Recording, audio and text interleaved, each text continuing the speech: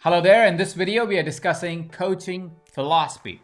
What is coaching philosophy? How does one develop it? What are some of the key elements inside a coaching philosophy?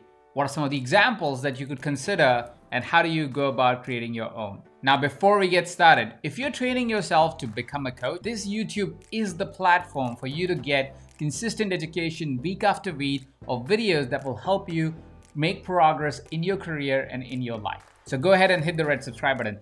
And now, let's get the party started.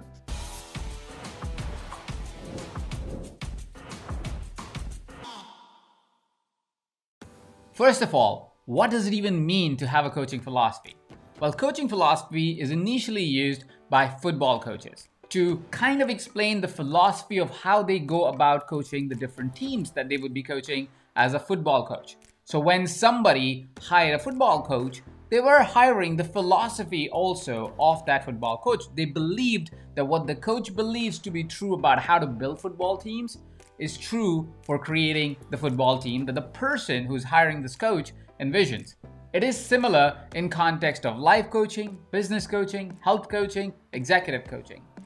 A coaching philosophy is simply the belief that you have around how a particular transformation is created. So say, for example, you want to be a life coach. If you're a life coach, you want to have a philosophy around how you would create change for your client's life. What is it that you believe you need to do with a client, or a client need to engage in a conversation with you that will create true transformation in their lives?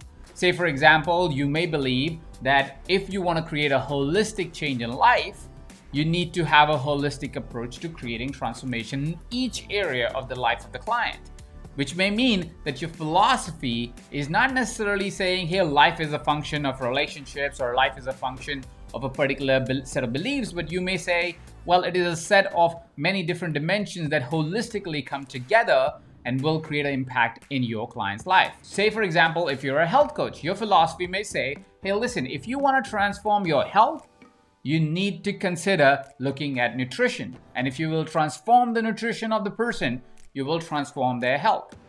A philosophy is a set of beliefs, is a set of ideas, a set of values that you put out in the world for the world to know that is how you work with somebody. That is how you create transformation, and your philosophy informs your potential client if you are the right coach for them. Now, one may ask, why do I need a coaching philosophy? I learn everything and I want to educate everyone in every way possible. And you are right. But a lot of times when there is no clarity around how you would create change in my life, it makes it harder for your clients to decide if you are the right partner.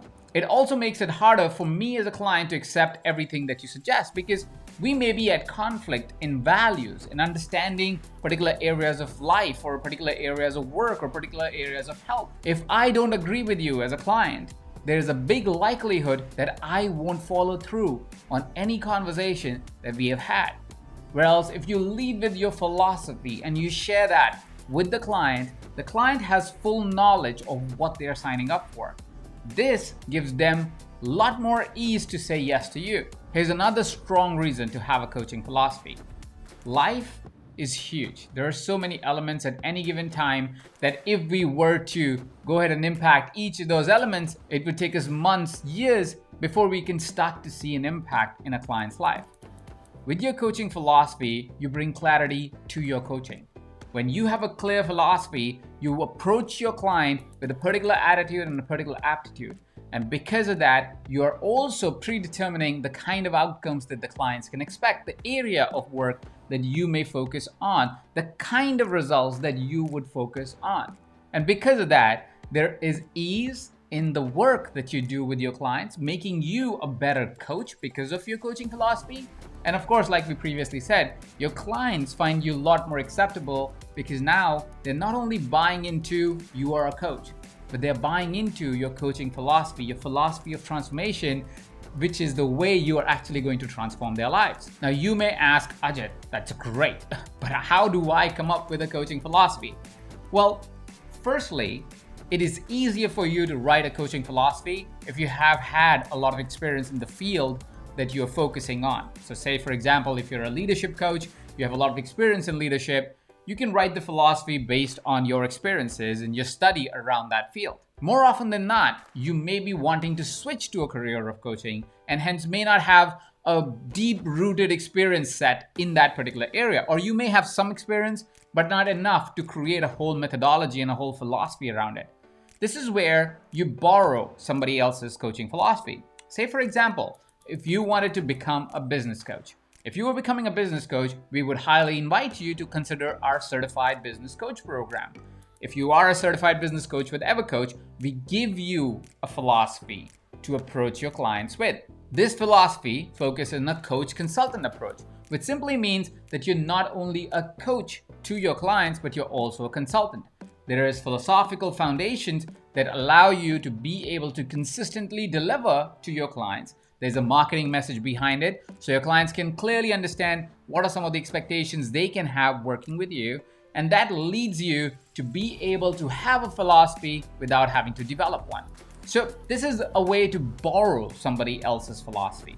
Now the third tier and the most interesting one is when you've studied many philosophies and you create your own. You mix your experience, you mix these different philosophies that you may have learned from other people using certifications and programs, and then you create your own philosophy because of a combination of all the wonderful things that you have studied, experienced, coached on.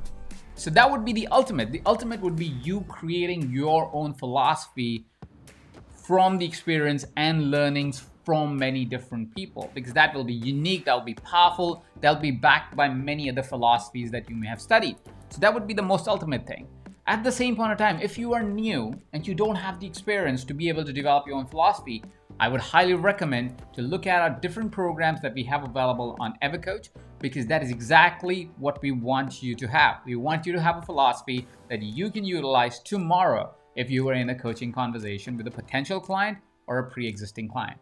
Now let me give you a few examples of coaching philosophies. One of the more popular philosophies out there in the world is neuro-linguistic programming. Now, neuro-linguistic programming is more of a language technique that allows you to be more persuasive, but you could use NLP principles to be able to coach really well by tweaking the language of the person you're speaking with and tweaking the language of the person that is speaking with you. So that is a simple, more commonly known way of creating influence in life that has now been adapted to be a coaching methodology as well. Another popular way of creating transformations for your clients is 3 principles-based coaching. Now, 3 principles were initially developed as a philosophical idea by a gentleman called Sid Banks. Now, this philosophy has been adapted to be able to utilize in the real coaching world. You can learn more about that in our Impacting Leaders Quest that is linked down below. Now, the third coaching philosophy, which I briefly mentioned, is the philosophy that leans into the idea that a coach in a business setting also has to be a consultant. So a coach-consultant approach. This philosophy is developed by me, where I invite coaches to not only act like coaches, but also as consultants to small and mid-sized companies to be able to create real impact in the businesses. Now, you could get trained on this particular methodology fairly quickly, again, in a 4-week quest called Coaching Businesses, which I've also linked below. You can go ahead and join the free masterclass, learn all about it. So now we are at a stage where we want to ask ourselves, how is it that I want to implement my coaching philosophy out in the world? Coaching philosophy, while it's rooted in foundational principles and values and beliefs around that particular area and focal point of the work that you have, it also is very adaptive. Your coaching philosophy, once developed and once you have found your comfort in it, adapts to the situation that is showing up in the world around you. You may find yourself in a situation where your clients are feeling anxiety, and your coaching, a strong coaching philosophy, will be able to adapt to the need of the environment. A strong coaching philosophy will also adapt itself if your clients are feeling less confident or don't feel like their businesses are growing. Most situations can be tackled by a strong coaching philosophy. It just looks different based on the situation that you're currently addressing with your clients. Now, here's the thing about coaching philosophy. You are a growth-centered individual. That's why you're a coach, which means you will always be updating your coaching philosophy. And that is the right thing to do. We learn about each other all the time. Situations around us change all the time. If our coaching philosophy is not constantly updated, if it's not constantly revalidated in the outside world, we would end up with a coaching philosophy that in time will not produce the results that we promise to our clients.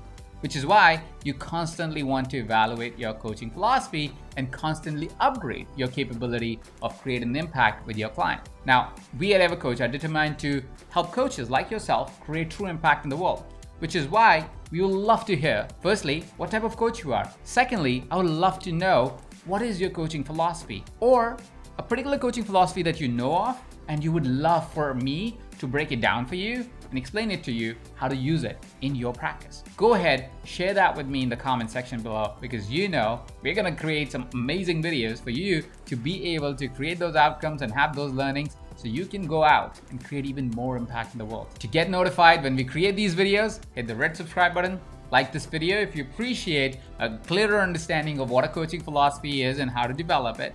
Share it with somebody that you feel can use this particular video to clarify their own coaching philosophy.